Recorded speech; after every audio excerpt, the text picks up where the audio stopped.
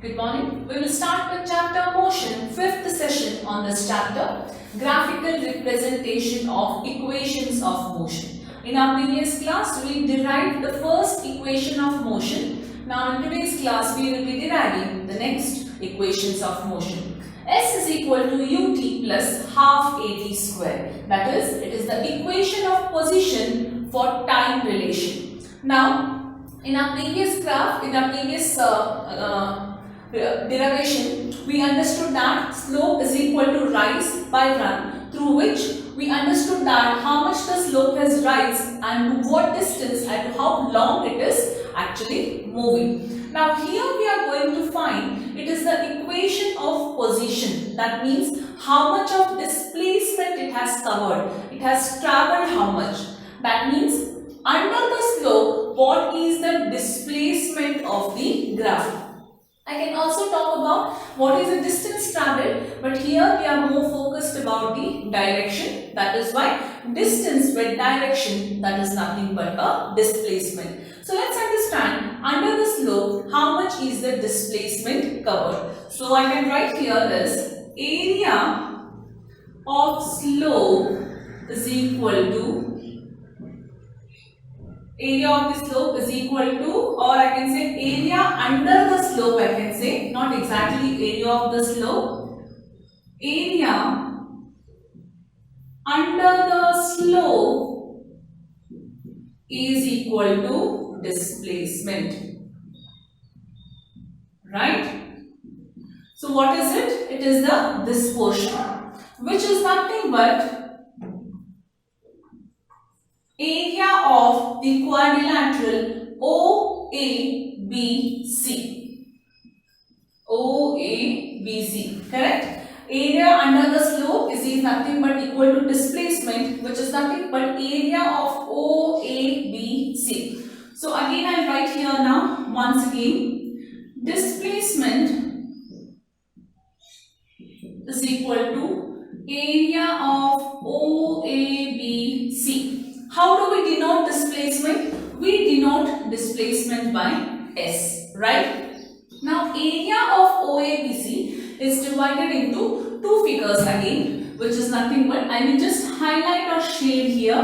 What do you feel that? This is a triangle and I will just highlight in this manner. What is this? It is a rectangle. That means area of OABC I can divide in terms of triangle and a rectangle. So displacement is equal to area of triangle ABD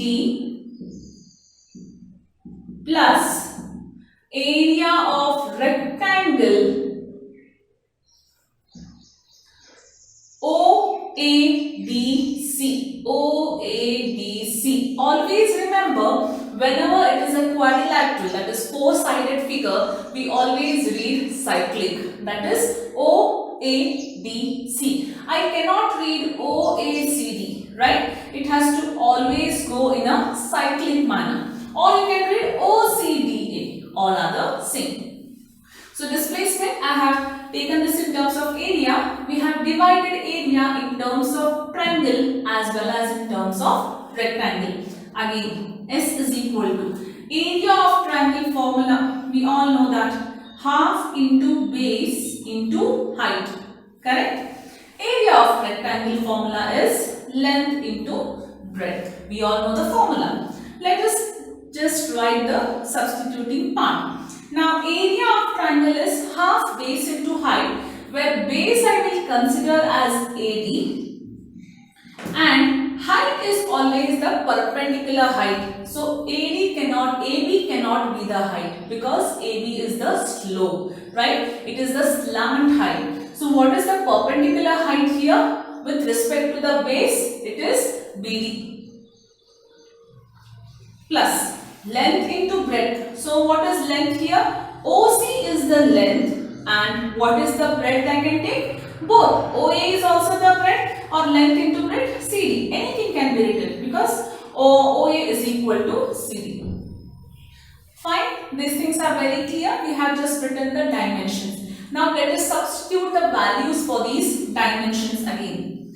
S is equal to half. What is AD? AD is nothing but T. So half T into BD.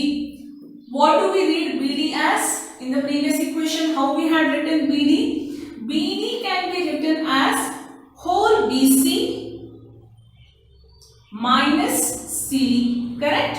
Yes. OC. What is OC here? T again. Into. What is CD? CD is nothing but U. Right? Okay. Let's write this is equal to half T. So BC minus CD is written as V minus U plus UT. Right? Okay. Now what should we do with the value? Just look at it here. In position time graph, equation of position, do we require final velocity V? It is nowhere required, right? Then what we have to do now? Okay, so what I will write here is, this is equal to half T as it is, V minus U. Go back to the previous equation. What was the previous equation we had done? We had done, what was the equation? A is equal to V minus U by T. If I take this T this side, AT is equal to V minus U. Right? For the previous one. So I will write here, what we will write here is, instead this, we will just write here WKT. What does WKT tell us? We know that A is equal to V minus U by T. This implies AT is equal to V minus U. Right? So can we substitute V minus U value here instead of whatever we have written? We will do that. S is equal to half as it is, T as it is. Instead of V minus U, I will write this as AT plus UT. Right? Finally, S is equal to half AT square plus UT. That's what we have arrived at. We will just interchange this and write S is equal to UT plus half AT square. Since I did not have the place down to write, I have written it here. This step will come here. Correct? I have just written this first and this later. S is equal to UT plus half AT square. This is the derivation for the second graphical representation, that is equation of position time related. I want you all to make a note of this.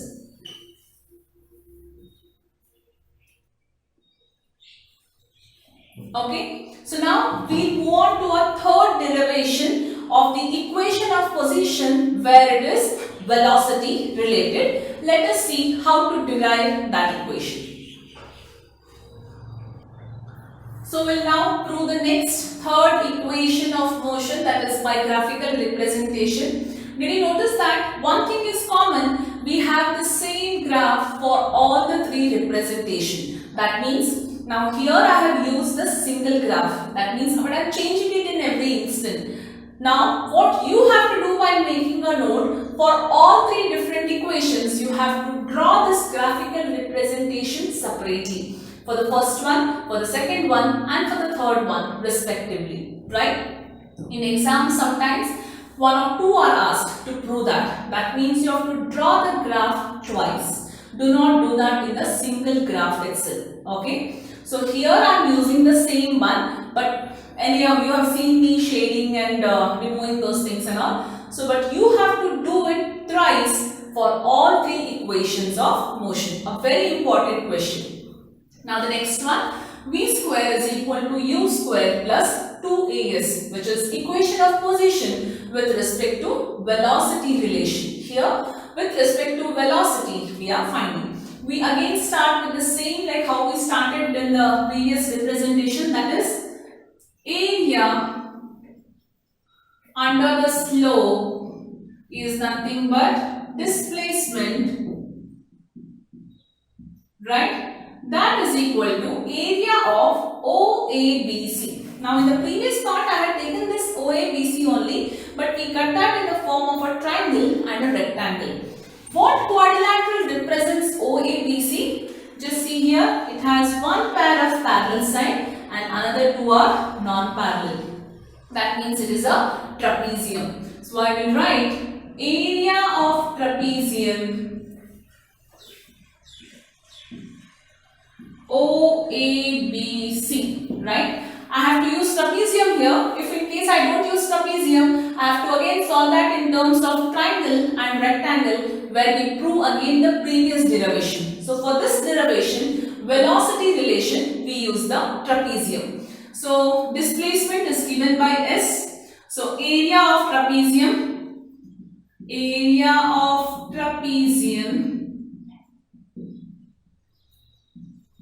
OABC. What is the formula to find area of trapezium? It is half into h of A plus B. So what is A plus B? A plus B is nothing but sum of the parallel side of a trapezium.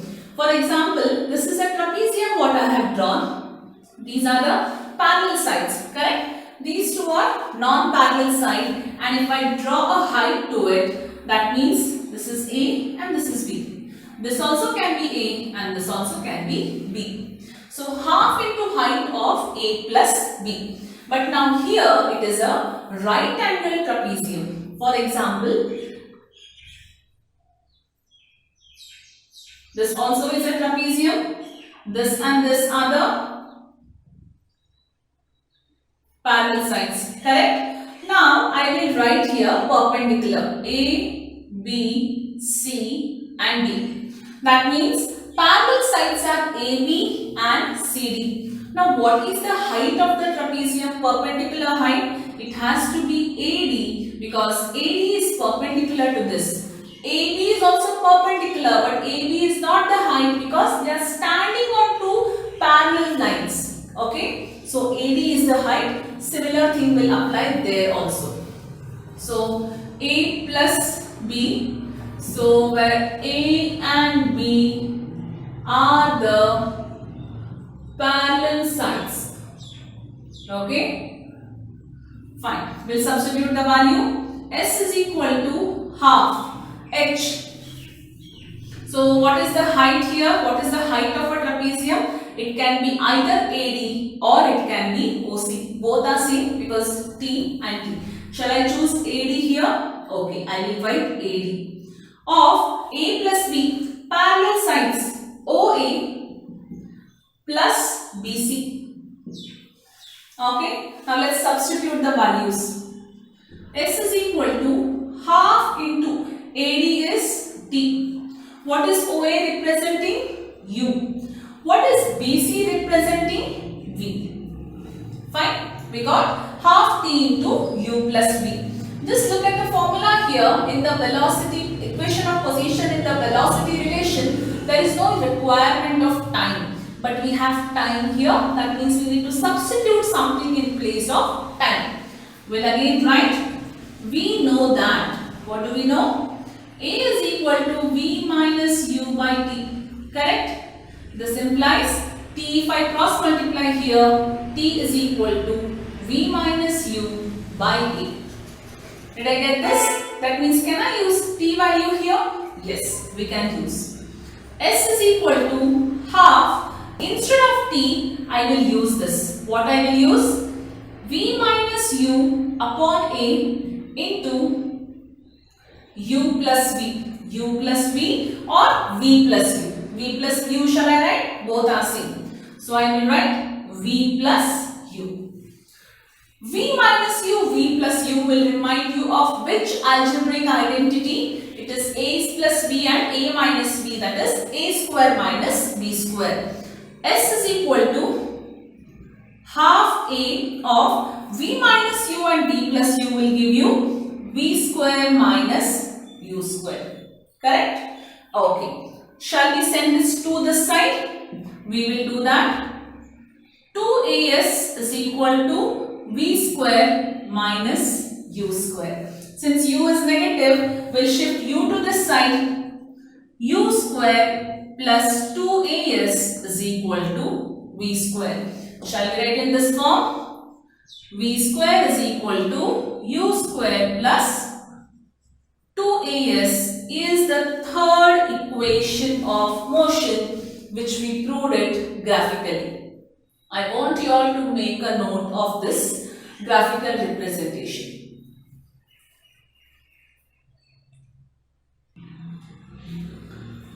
Now, let us study one more small concept of distance travelled and displacement in a circular motion. That means we know now what is distance travelled and displacement when a body moves in a linear position. That is, if the body is moving in this direction, then this is the displacement what we calculate. If the body is moving in total straight direction, then that will be the displacement. In the linear path we understood.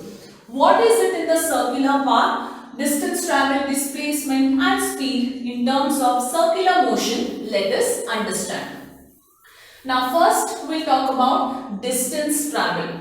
Assume that the body is at A.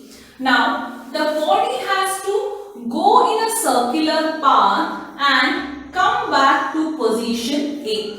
Right? We will first talk about distance travelled. So in distance travelled, under the first condition, body is complete, one complete thing. It is starting from A and it is ending at A only. So the body is moving in a circular path if I tell.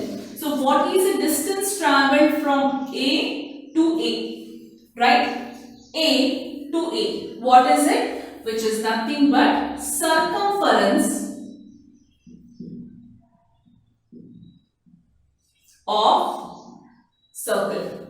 Got my point? If I have to calculate the distance travelled of the body from A and coming back to A, it is nothing but we have to find circumference of the circle, that is 2 pi r. Given radius is given in that condition. This is what you have to remember. Second condition, if the body has to travel from A to B, that means a body is travelling only half distance. So what is it? It is nothing but again half circumference of circle, which is nothing but half into 2 pi r, where pi 2 and 2 gets cancelled. So it is pi r, right? Where again r is given, pi value is 22 by 7. Okay, this is for the distance travelled by an object. Now let's understand about displacement.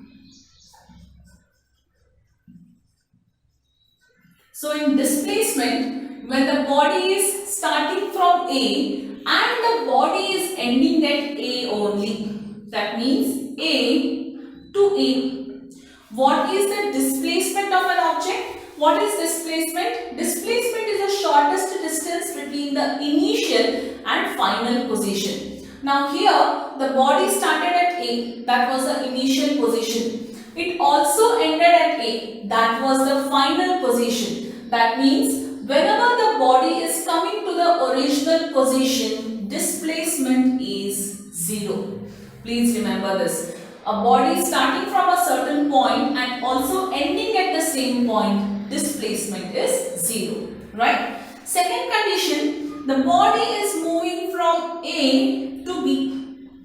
What is the displacement? See, this is the distance travelled. Displacement is this. What is it? That is nothing but diameter of circle.